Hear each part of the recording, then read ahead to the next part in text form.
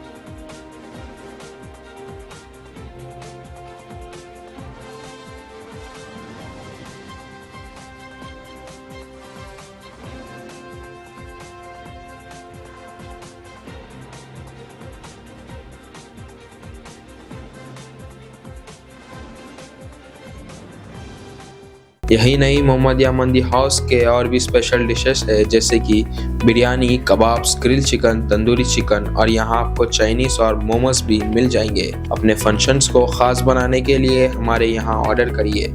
याद रखिए मोहम्मदिया मंदी हाउस, पसंद आपकी, पेशकश हमारी।